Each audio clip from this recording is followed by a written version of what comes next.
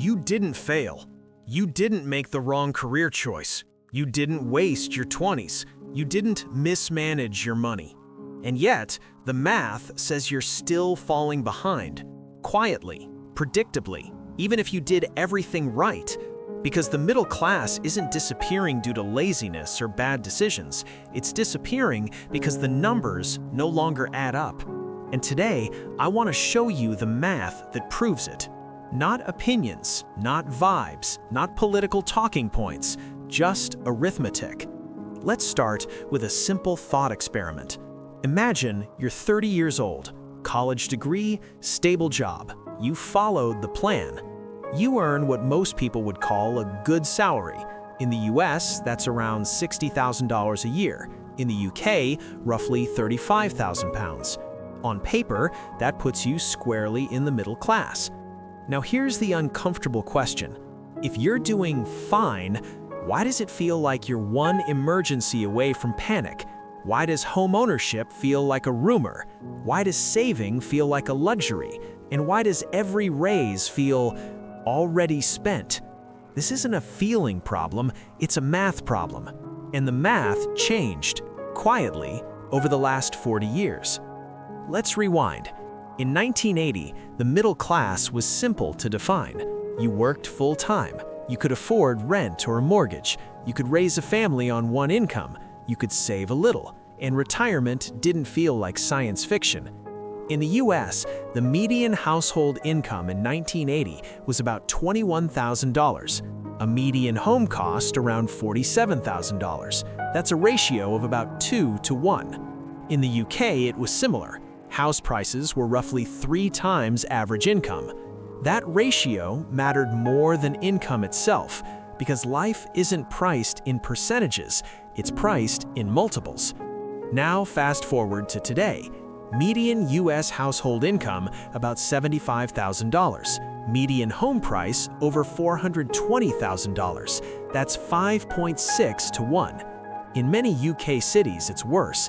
London, 8 to 10 times income. Even outside London, 6 to 7 times is now normal. This is the first crack in the middle class. Housing didn't get more expensive because houses got better.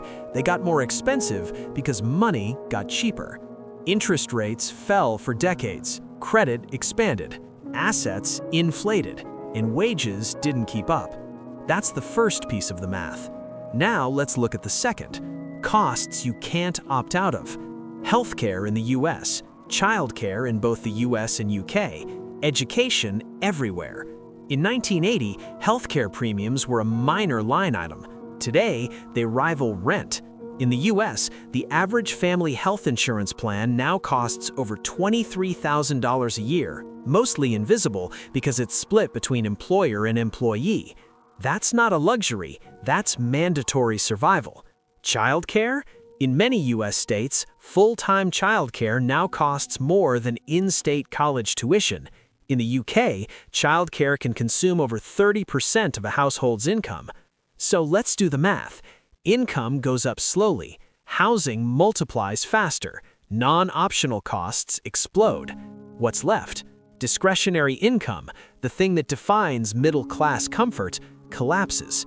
And here's the part nobody likes to say out loud. You don't feel poor, you feel squeezed, because you're not broke, you're trapped.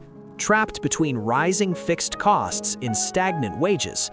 Now comes the third layer of math, debt. In the old middle class, debt was short-term and purposeful.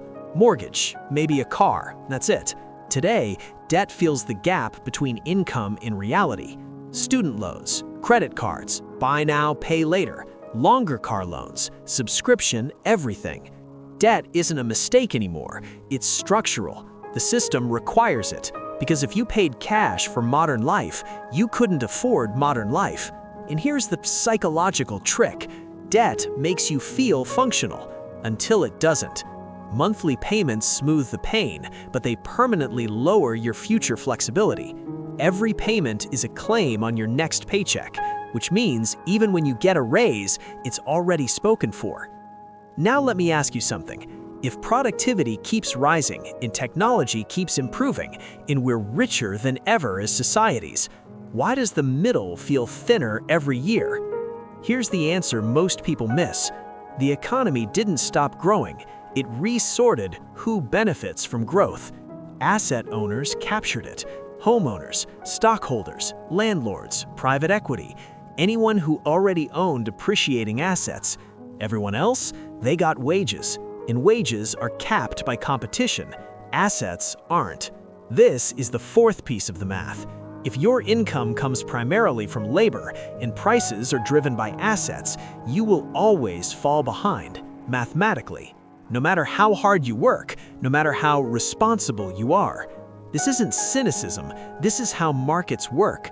So what's actually disappearing isn't income, it's a buffer. The ability to absorb shocks, the margin for error, the space to breathe. One medical bill, one rent hike, one interest rate reset, and suddenly you're not middle class anymore. Not because you changed, but because the floor moved. Now zoom out. Zoom out, way out. The middle class wasn't just an income group, it was a stabilizer. It created predictable consumption, social trust, political moderation. When it shrinks, societies don't just get poorer, they get brittle.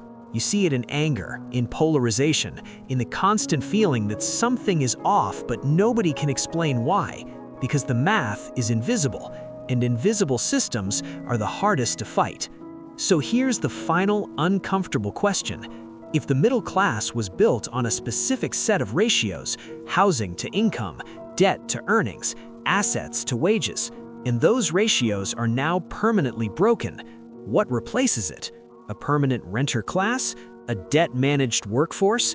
An economy split between owners and operators? Or does the math force a reset?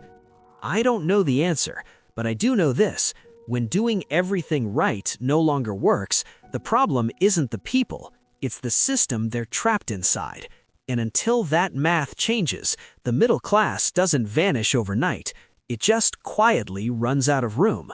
So the real question isn't whether the middle class is disappearing, it's this. What happens when an entire generation finally realizes the equation was never balanced to begin with?